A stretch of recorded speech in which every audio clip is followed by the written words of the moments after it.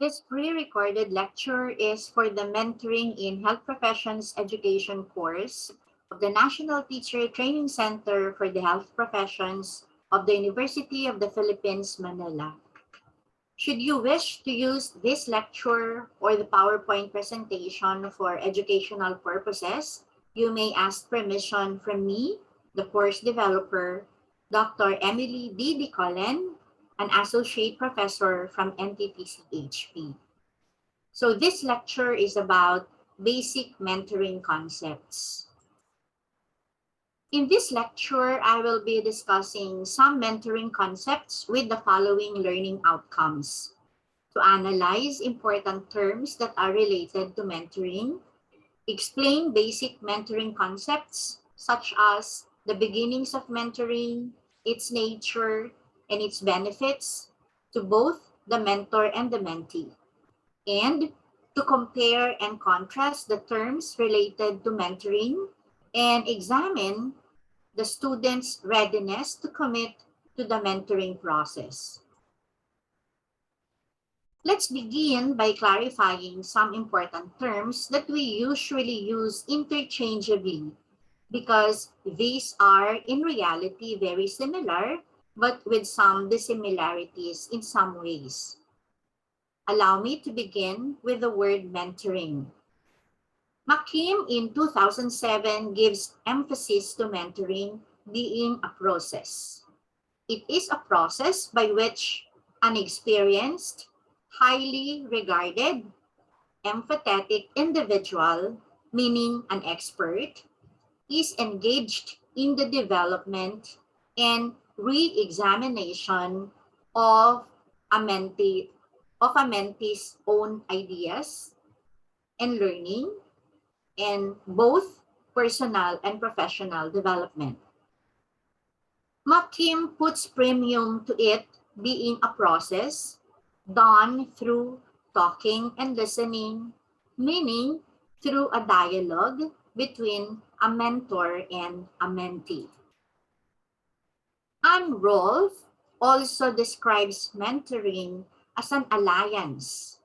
It's an alliance between two people. It promotes dialogue, as mentioned also by McKim. But Anne Rolfe says this dialogue must result to reflection, action, and learning, not only for the mentee, but also for the mentor. Coaching, on the other hand, gives emphasis to the nature of coaching, that it's utilized to help, support, and build. Coaching is done to help an individual change in the direction they wish, supporting them to become the person they want to be and eventually lead to his or her own change. Though, like mentoring, coaching involves two people, the coach and the coachee, and both speak about the context of the coachee. It does not speak of personal and professional development and the relationship of these two people leading to reflection, dialogue, and both coach and coachee learning from one another. It's like more of a one-sided love affair. Say, for instance, when you have a workout coach or a tennis coach or a swimming coach, the coach teaches you and you learn the skills from him, but not necessarily him learning from you. Another term that we need to be clarified about is the term counseling. The American Counseling Association defines counseling as the mental health, psychological health, or human development principles in assisting a person to bring about wellness and personal growth. How is the term compared with mentoring and coaching? Of course, in counseling, there are two people involved, the counselor and the counselee. But unlike mentoring, it is focused on the mental and psychological aspect of the person or the learner, utilizing some systemic interventions and without these interventions being drawn out of the person's context or experiences. Therapy, on the other hand, is focused on a person's seeking relief from psychological or physical or emotional symptoms. In other words, seeking healing. The similarity between counseling and therapy is that they both consider the last experiences of the person or the patient, which is not very important in coaching. Training, on the other hand, is geared towards the acquisition of special skills or abilities and are to be learned or acquired given a certain period of time. The results or outputs should be immediate, given, as I said, a specific time frame. And just like mentoring and coaching, it should be coming from an expert. Teaching, of course, is more formal because it occurs in the context of the classroom or any organized venue. It is systematic because it is conducted given concrete activities and steps. Of course, like mentoring, it is relevant to the personal and professional growth and development of a person. Advising, just like the previous terms mentioned, involves a partnership between an advisor and the advisee that's geared towards helping a person academically or setting up a career plan. What is special about advising is that advisors are to share resources such as notes, readings, videos, and other resources so that the person achieves his or her goals. Unlike mentoring, preceptorship is a shorter engagement between a student who is considered a novice and someone who is more experienced, who provides a closer supervision and gives a feedback about his performance at the end of the engagement. When the desired performance is achieved, the relationship stops. This is the type of engagement that health professionals usually engage in. In the health professions, I believe these three, mentoring, coaching, and preceptorship, are commonly used. Look at the similarities and differences of each.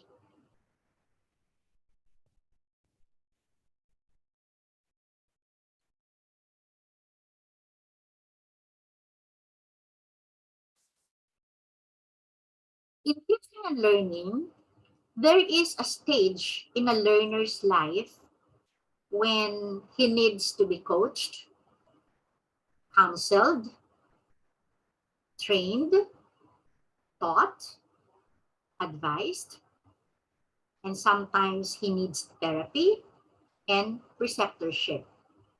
All of these are needed by every learner, and it should be provided by an expert. However, if we want the total education and formation of our learners, it should be more encompassing, from admission to graduation into our schools or into our training programs. The teaching learning process can be defined as a transformation process of knowledge from teachers to students, from mentors to mentees. It is referred as the combination of various elements within the process or within the whole process where an educator identifies and establishes the learning objectives and develops teaching resources and implements the teaching and learning strategies. Teaching and learning is a process that includes many variables, and these variables interact as learners work toward their goals and incorporate new knowledge, behaviors, attitudes, and skills that add to their range of learning experiences. Now, at this point, may I invite you to pause this video. I repeat, may I invite you to pause this video and let's check your understanding of the terms discussed. Based on your own understanding of what was discussed, write 2 to 3 keywords that can remind you of the similarities and differences of each term. That becomes your operational definition of the terms and therefore your own. After completing the table, write an open parenthesis, then your last name, put a comma, and then write the year 2022, and then close parenthesis. That is, for example, Bicolen 2022. Did you get it? That makes this concept your own, and therefore, you are the author. So again, may I invite you to spend some time in answering the questions. You may now pause this video.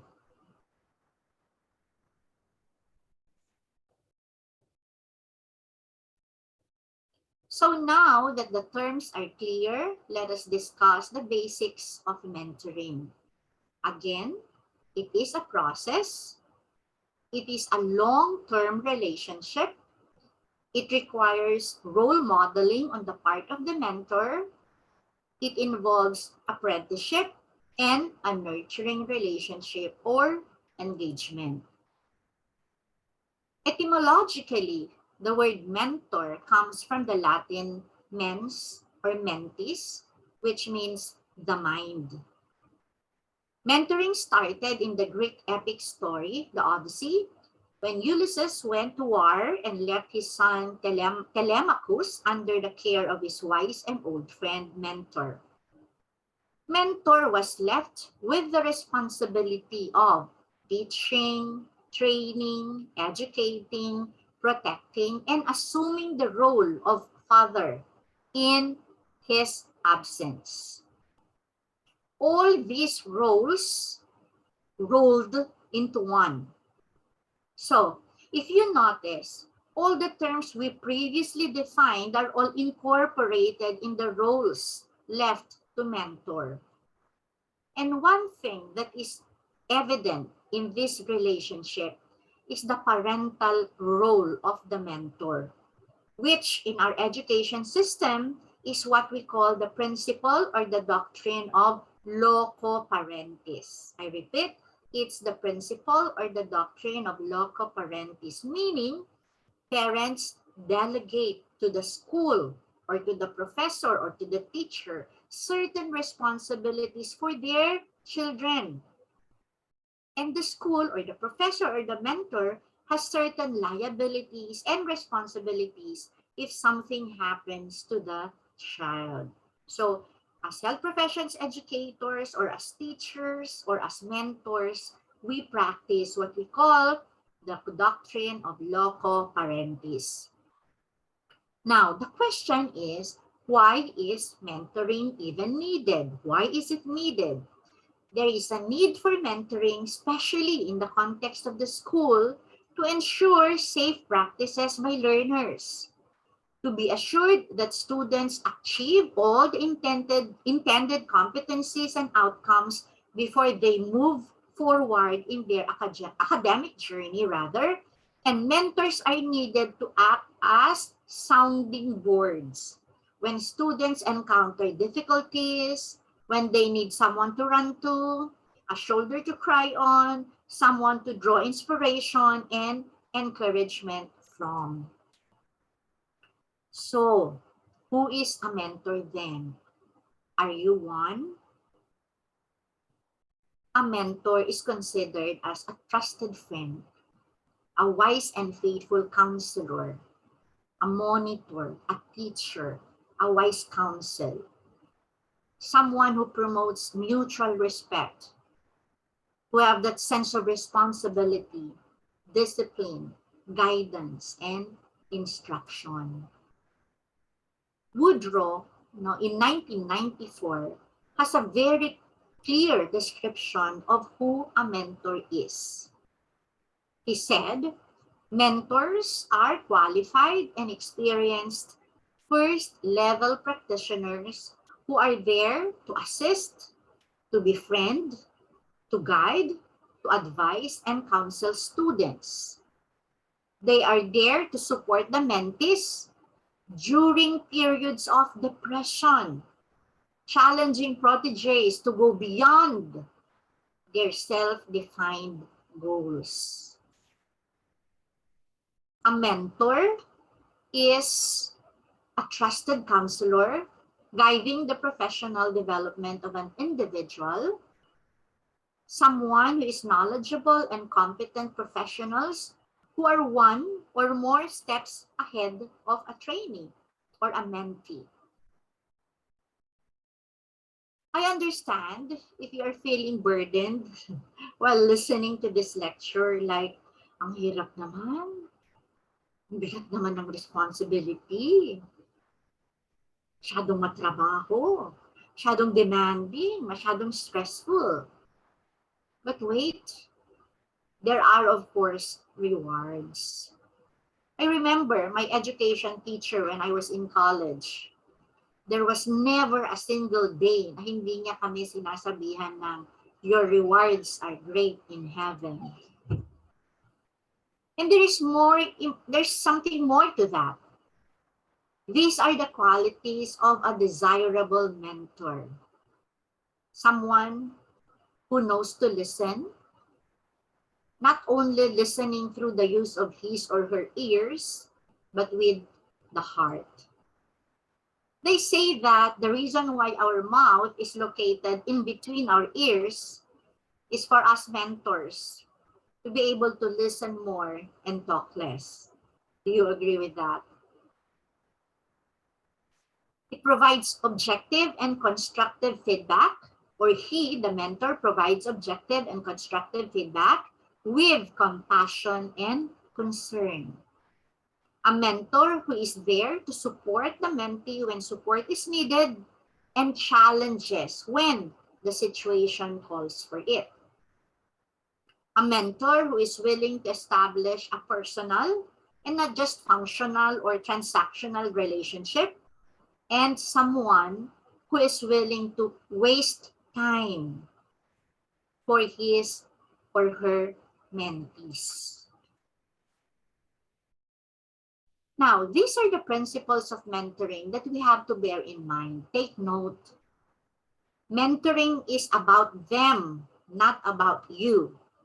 I repeat, mentoring is about them, not about you. So, focus on the needs of your mentees.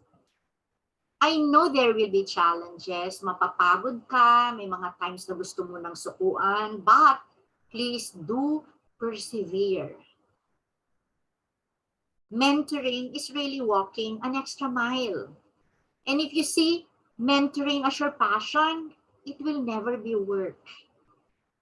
And the last perhaps, which is the most challenging, that we walk the talk to be models to our mentees. These are warnings if you want your mentor-mentee relationship to grow and become successful. First, do not attempt to solve your mentee's problems. 2, do not violate confidentiality. 3rd, do not force opinions on a mentee. Next, do not share war stories. And the last is, do not attempt to create a clone. Aside from the mentor being there to motivate, to inspire, to help, to train, etc., the mentor's responsibility is to unlock the potentials, the talents, skills, abilities, and competencies of his mentees by using his own, meaning the mentor, the mentor's knowledge and expertise in supporting his mentee and allowing him or her to reflect, to make sense, to analyze in the context of his own experience or experiences. That's why mentoring is generative because it grows and brings forth new knowledge and meaning. This brings us now to the idea that mentoring is a relationship.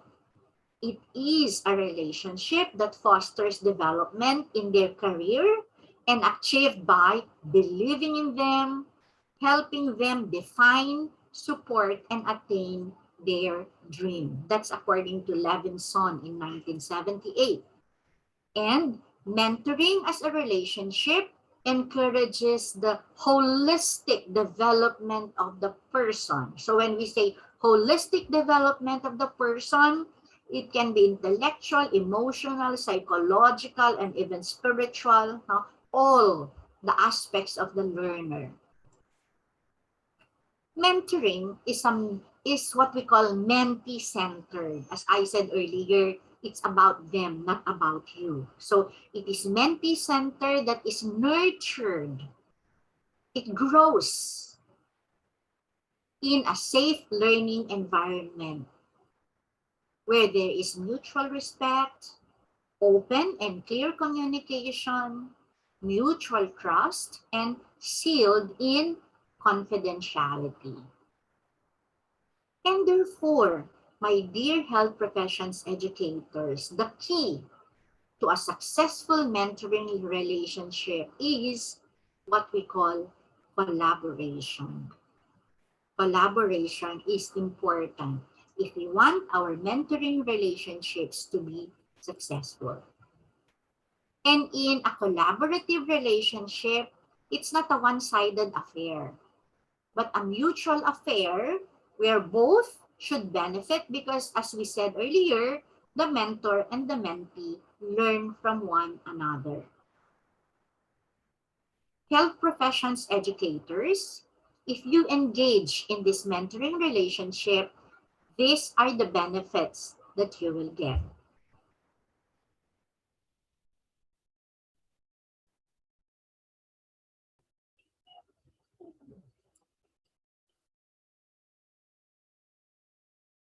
And these are the benefits that your mentees will get from this collaborative partnership of mentoring.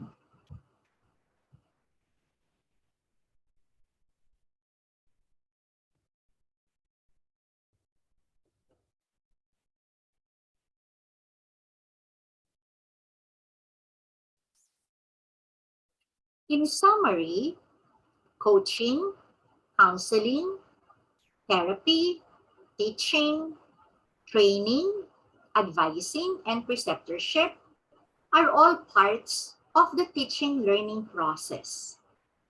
Mentoring encompasses a long-term holistic development promoted by collaboration between a mentor or an expert and the mentee who both benefit from this relationship.